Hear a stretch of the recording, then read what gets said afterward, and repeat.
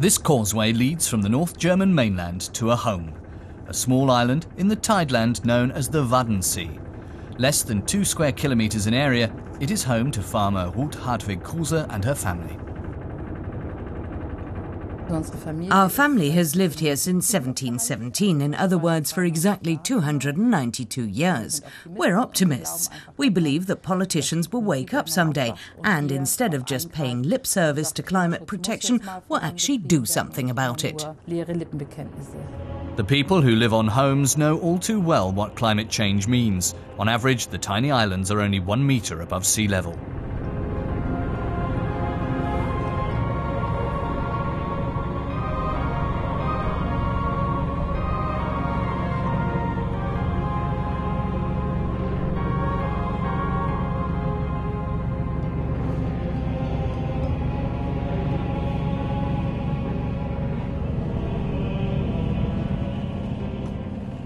A unique biosphere. In 2009, the Waddensee and the Homes were declared a World Heritage Site.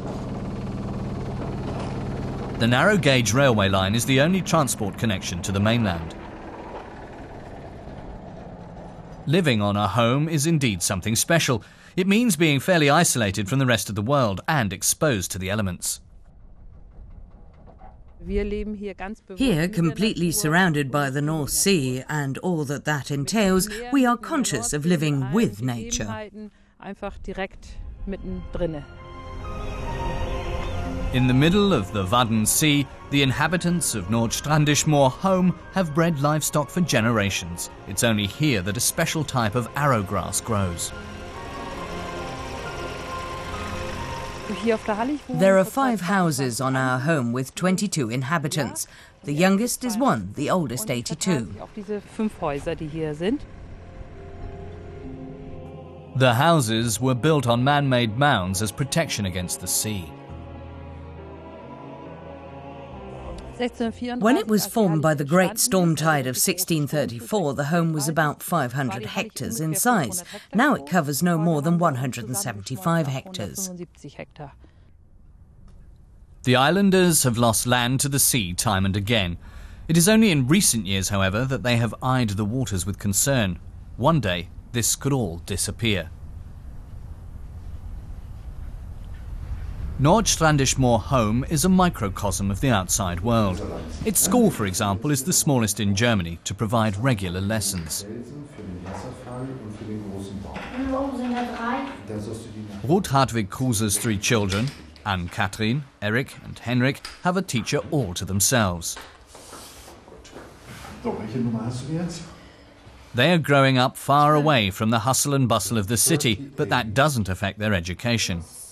40. 38. Here, 12-year-old Anne-Kathrin is sitting in a virtual classroom. Via the internet, she is networked for English lessons with other schools on islands and homes. Children on the homes are well aware of the special conditions of a life spent surrounded by water. With the help of satellite images, Henrik has no problem locating Nordstrandischmoor Home. He can even pinpoint his house and the school. Da wohnen wir und da ist die Schule irgendwo da. His teacher asks Henrik why the colour of the water on the image varies, why some areas are lighter, others darker. The dark blue, Henrik says, indicates the navigation channels for shipping. Any vessel trying to sail over the light blue areas could have problems. In other words, it could get stuck on the mudflat. Hier so rüberfahren würde oder irgendwo hier, dann könnte man sich festfahren. Würde man im Watt stecken bleiben, ne? Ja. In the Waddensee, high and low tide are particularly noticeable twice a day. The dwelling mounds are about 5 metres high, because in a storm it is nothing unusual for the home to be flooded. It's a phenomenon the people here have known for generations.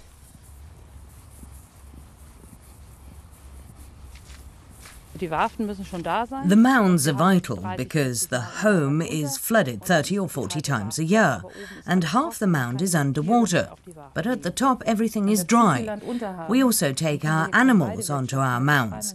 But if the sea encroaches any more, pasture farming here will be over, and without animals, there'll be no firm grassland. It's a vicious circle, and there'll be no breeding grounds for the birds that nest here, so a huge ecosystem threatens to collapse.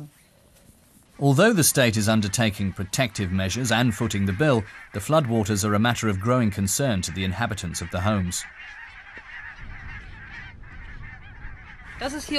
This stone barrier is our most important structure. In major storms, the waves break on it and thus lose much of their force, so the impact on the land behind the barrier is much less. But no matter how sophisticated the protective measures might be, the creeping threat is impossible to overlook. When I was a child, we used to go out onto the sand flats, a firm layer of sand that stretched for kilometres. Looking out today, all you see is marsh and peat remnants. The sand has vanished. The tidal flats here have undergone tremendous erosion. Ruth Hartwig Kruse notices the almost imperceptible changes to the ecosystem, the effects of just a few tenths of a degree Celsius difference. Mussels live out in deep water where they form large beds. The brood are produced once a year. In the past, the brood would disperse, settle and grow into mature mussels. But today, the tideland is inhabited by tiny crustacean larvae. They used to go further out to sea into deeper water because it was too cold here. But with the North Sea heating up by 1 or 2 degrees, now they remain here. So they're present at the very time the mussels release their brood and feed on them. A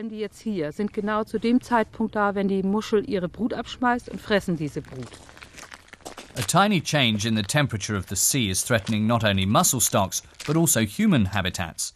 Ruth knows that islanders elsewhere in the world face a similar problem. Through coastal protection, our manpower and our technology, we can do much to cushion the impact. But people in Papua New Guinea and other places have nothing. Islands are having to be evacuated, but the people don't know where to go. They're stateless because their country's being submerged. The fate of the Pacific atolls is bad enough, but even worse is that we're talking here about the fate of human beings. On her home in Germany, Ruth can empathise with what is happening to island inhabitants in the Pacific, for instance. The Carteret Islands belong to Papua New Guinea. In 5 years' time, this paradise will have disappeared beneath the waves. Ursula Rakova is one of those with no hope. My family has lived there for many generations. Now I live in Boka, on mainland Bougainville. I set up an organization to help my people relocate. It's called Tulele Pesa. I'm visiting the Carteret Islands to talk to my people about the relocation. Can I swim? As a result of global warming, the sea level has now risen so much that the Carteret Islands are breaking apart. The sea is devouring our land, the inhabitants say. Salt water is contaminating their drinking water. The waves are destroying coconut palms and banana plants. We are trying to get ourselves out of these islands before any danger may come in the future. It makes me really angry because this is an island that belongs to us. It belongs to us as a clan, and we know we are losing it. And having to move away basically breaks us. It feels that we are divided people.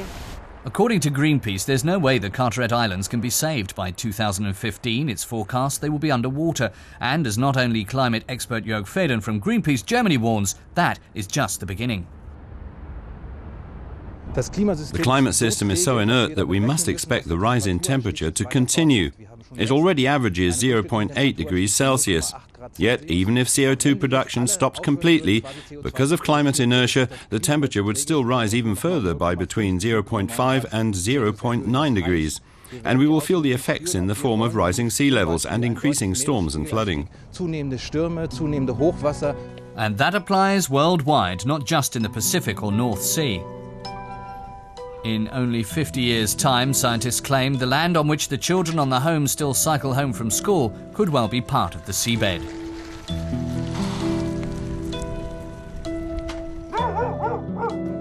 The man-made dwelling mound ought to be built even higher and made more secure.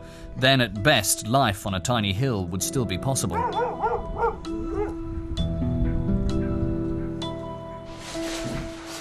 When the children come home from school, they speak the traditional Low German dialect. Mama, nam het Baum noch 12 Pelikan oder 4, nee, ich glaube immer mit 20 Pelikanpatronen in so eine lange Packung. There are 3 generations sitting around the table. The 82-year-old grandmother has spent her entire life on the home.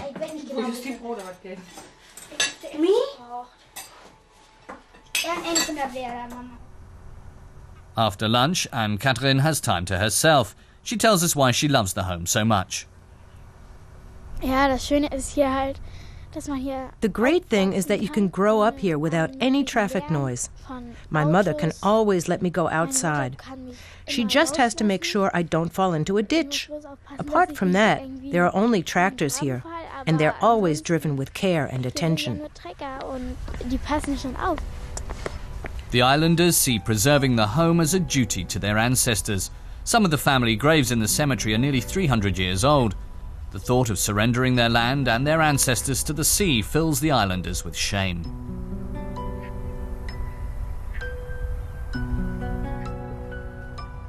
Anne-Catherine is named in part after her great-great-great-grandmother who lies buried here. Das ist für mich halt. It's somehow nice for me to realize that our family has been living here for so long, and we should continue to do so and preserve the land. That's one reason why we engage in coastal protection. Otherwise, all the time and money that's been invested in maintaining the homes just wouldn't be worthwhile. Das ganze Geld, was da reingesteckt wird und auch der Aufwand. Ich finde das hier überhaupt nicht einsam. I don't feel at all isolated here, and it's not boring either. There's a lot more to do than in a city. If we feel bored, we do something with our animals. I've got a pony. In the evenings, we usually have to bring in the sheep, and if I need to, I can also use our computer. The post in the middle of the home is a kind of memorial, a reminder of the worst floods experienced here. Inscribed along with the year is how high the storm tide rose. Extreme weather conditions have always impacted on the home, so doesn't the 12-year-old ever feel scared? No, the houses are safe. What's the highest water level she's ever experienced?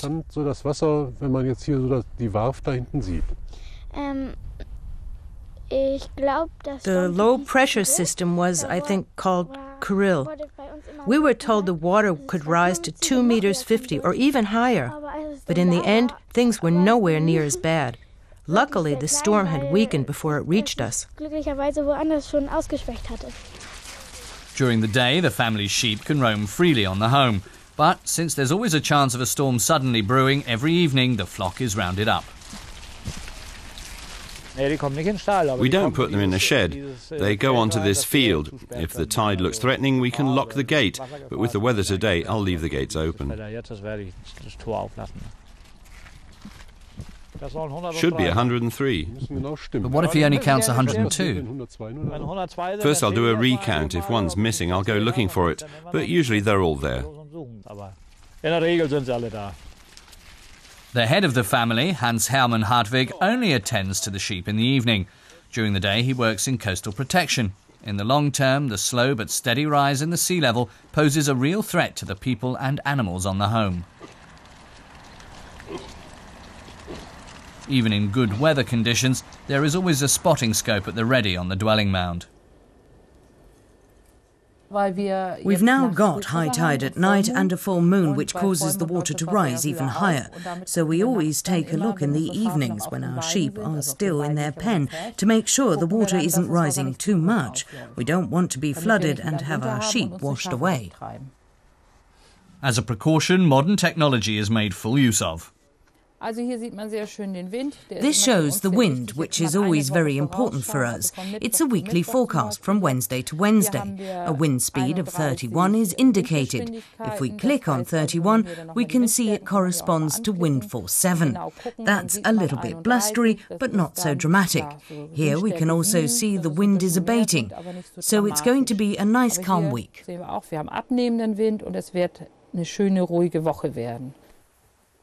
But the calm can be deceptive. The grandmother remembers floods when the water even shattered windows and doors on the dwelling mound. The children had an aquarium in this room. It stood in the corner, but the fish were on the sofa and the wallpaper peeled off. Seawater was actually here in the lounge? Then it's better to leave the door shut and not go in.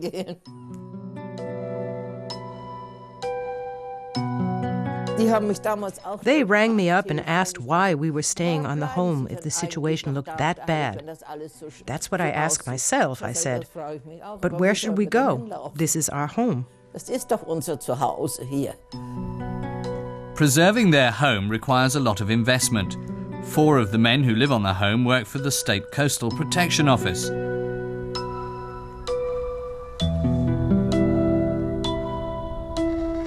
Hans-Hermann Hartwig is one of them. Work to raise and strengthen the defences has been going on for years now. The track was laid in a dip, it was too low, so we're elevating it. We're putting down new sleepers and new rails to make everything more durable long term.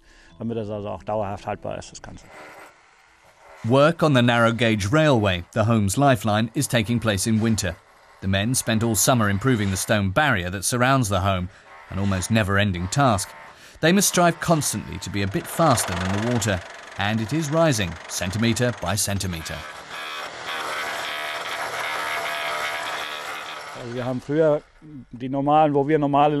In the past, when we had flooding, the water rose to a good metre above the mean. But already the level is often 1,50 metres. We can't actually say the flood waters are getting higher more frequently. However, the mean flood level is getting higher. The stone barrier is a good indicator of this. Originally, it was the same height as a mean flood tide, perhaps a bit higher. But now, when a normal flood tide occurs, the barrier is underwater. So the water level is clearly rising. On the mainland, the Northern Elbe Protestant Lutheran Church has espoused the preservation of the Wadden Sea and the homes for many years now. Since the region was declared a World Heritage Site, its efforts have received more support. Were the Nordstrandisch Moor home to disappear beneath the waves, not only would 22 people lose their home, the coast would also lose an important factor in its protection because the homes act as breakwaters for the mainland.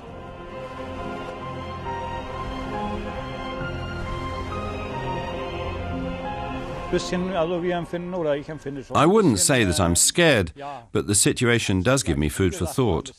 It's not yourself you're worried about, but your children and grandchildren. They should still be living here in 100 years' time, perhaps. We'll have to see whether this really is possible. And it is rather frustrating to see what is happening in the world. In my opinion, not enough is being done. Where preservation is concerned, even more effort is needed.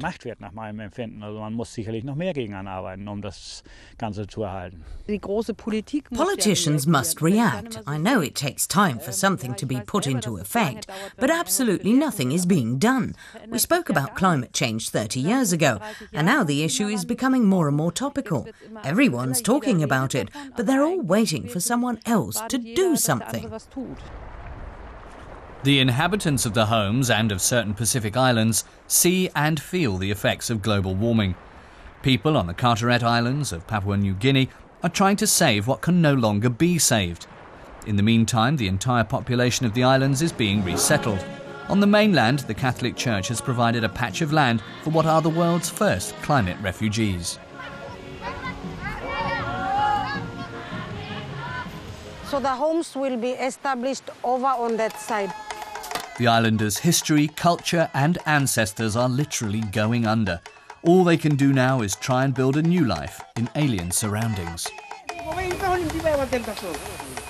I'm feeling excited and impressed because I know that the temporary house is going up, which means the start of the 5 more houses to come. This is just for 5 families, but because we have a population of 3,320 people, we are looking at 300 to 400 more families. Human migration in the Pacific that's hardly manageable. Climate change is not just about statistics. Climate change is not just about science. Climate change is about human rights. Those who contribute least to global warming are the first victims. For environmental expert Jörg Federn too, this is a worldwide problem. Unless we reduce CO2 emissions, we know the sea level will rise by between 40 and 140 centimetres. We can assume that in this century the German North Sea coast, in other words, the East Frisian and also the North Frisian Islands, will change its appearance. Sylt will probably break apart, and the East and North Frisian Islands will lose much of their present coastal area. That's definite. How we combat climate change today will determine what happens in 100 or 200 years' time.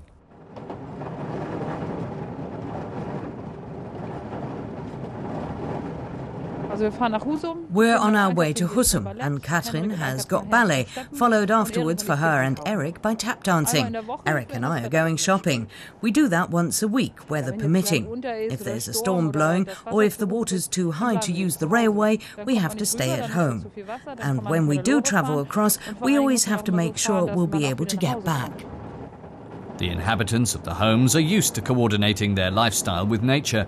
The consumer and recreational activities that are commonplace on the mainland are not always available to them. But once a week there's a special treat for the youngsters in the form of a dance lesson.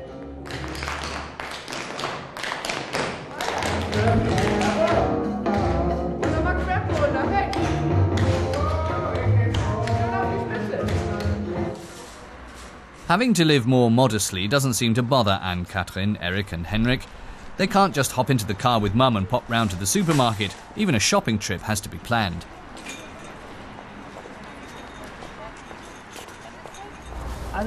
We wouldn't starve if we couldn't go shopping for 3 weeks. We've got all the basics.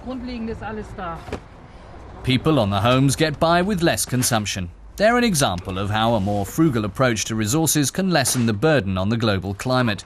And it's an example each of us can follow. Jörg Federn from Greenpeace. Whether it's a car, TV set or a computer, we should buy highly efficient products that use less energy and thus reduce CO2 emissions. We can also use suppliers of green electricity. In this way, a 4-person household can cut its CO2 emissions by 2 tons. It's vital, too, for us to reduce our meat consumption. By eating less meat and choosing organic products grown locally, we can reduce food-based CO2 emissions by around 50%. These are initial contributions we can all make, and we should cut air travel because short-haul flights in particular have a massive effect on the climate. If an overheated climate is to be prevented, drastic changes will have to be made with regard to our personal lifestyles and global political decisions on industrial-scale technology. But at each new climate conference, blame is shifted to and fro. Some nations are unwilling to make sacrifices, while others refuse to let their development be slowed down. On the home, Frieda Kruse knows the feeling of powerlessness when the water takes control.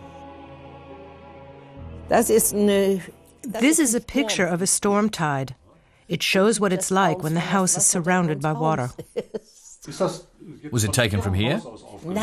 No, our next-door neighbor took it.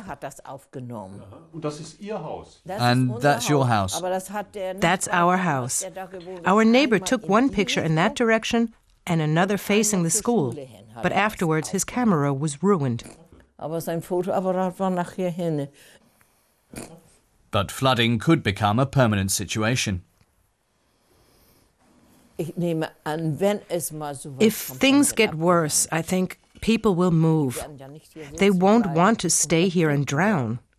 If the water really does get higher so that the home is constantly flooded, life will become impossible.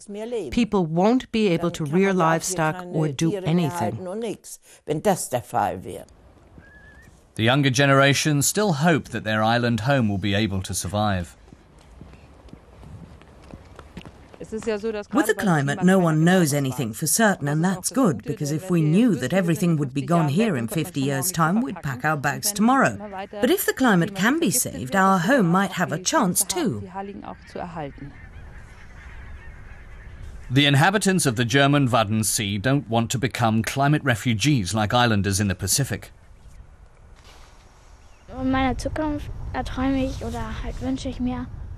When I think of the future, I dream of being able to stay here on the home, simply because it's wonderful.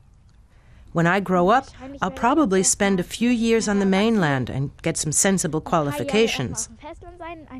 But when I'm 30 or so, it would be nice to move back to the home. That would be really great.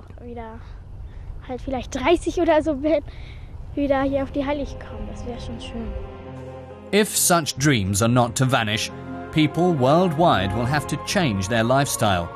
German homes, Pacific atolls, the Maldives, New Orleans, the Netherlands. The list could otherwise get very long indeed.